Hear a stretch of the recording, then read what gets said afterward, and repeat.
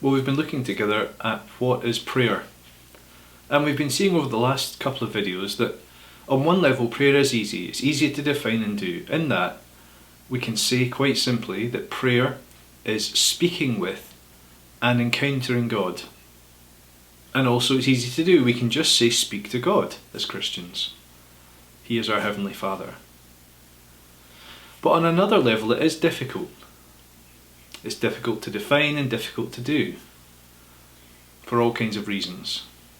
But at the end of our last video we saw something quite important, that prayer is how faith sounds.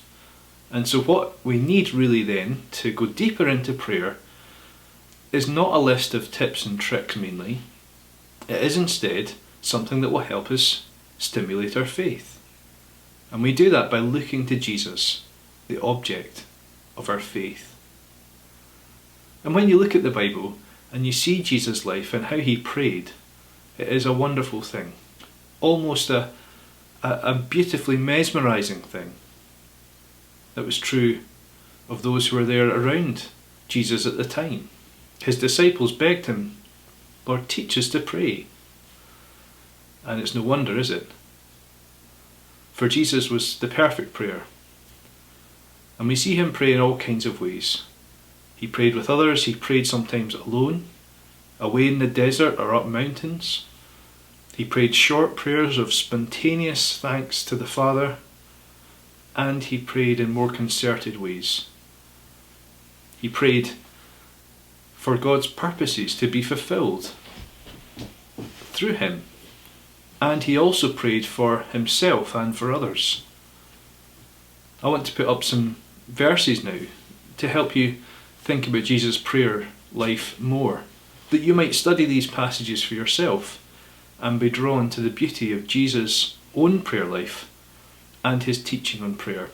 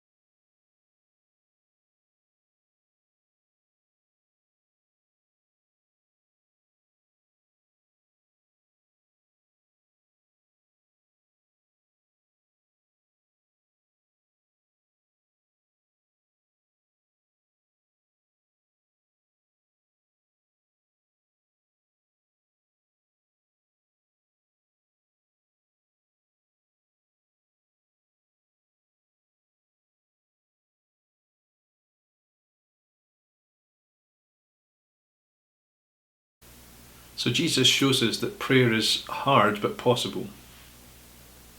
But the Bible shows us that prayer is not only hard but possible for Jesus, it is hard but possible for us through Jesus.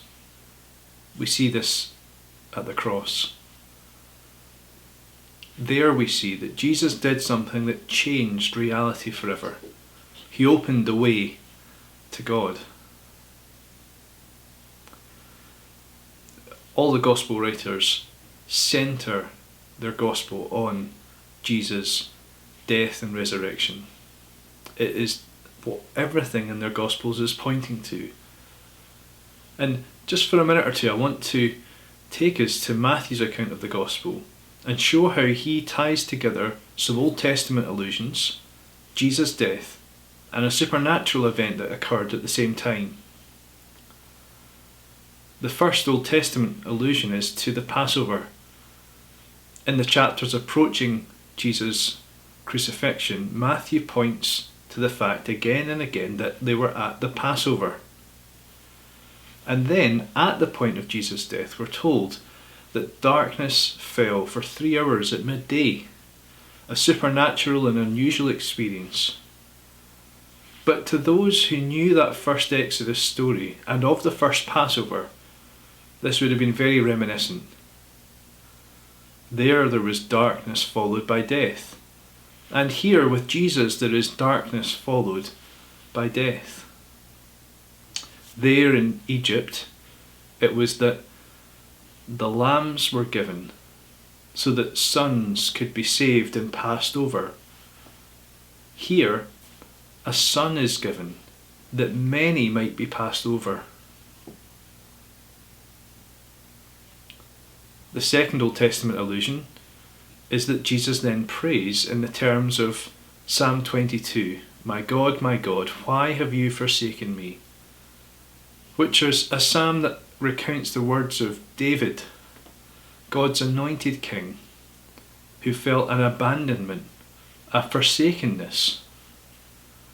Jesus is taking these words on as God's Messiah, his rightly appointed ultimate king. And he is saying that he has been abandoned, forsaken, for the sake of his people. In that, we see that Jesus' death is a sin-bearing death. In that we see Jesus changing how he prays. No longer is he praying, my Father, but my God, as he pays the punishment for sin on behalf of his own.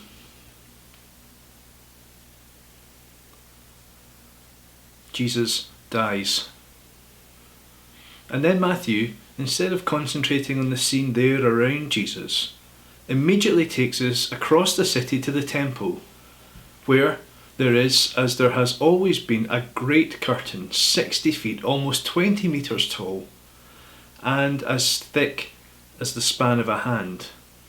A huge curtain that shows that there is not naturally access to God for sinful people. But in that moment, the curtain is torn from two, from top to bottom. And the message is obvious and clear, isn't it? Because of this death, the way has been opened. Because of this, people may enter God's presence, and they may know God intimately, personally, just as Jesus has always done and has showed in his prayer life. That through him, through his forsakenness and rejection, we might be welcomed and known. That we too might be able to call on God as Father because we trust in Jesus' death for us. So, prayer is hard but possible for us through Jesus. Even though we are weak in our attempts, even though our hearts are often cold to God, even though there would be other barriers that would stop us, what matters is not us.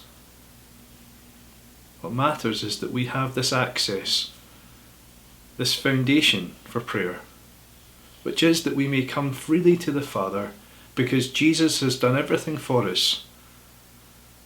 The way is never shut for Jesus' own. By him and by faith in him, the way is open. And we can pray openly and freely just as Jesus has done and showed in his life and ministry. So as you think on Jesus and as you think on how he prays, doesn't that open up to you and to me such a wonderful thing? That even though at times prayer seems hard to do, hard to define, it is there, it is open, it is possible for us.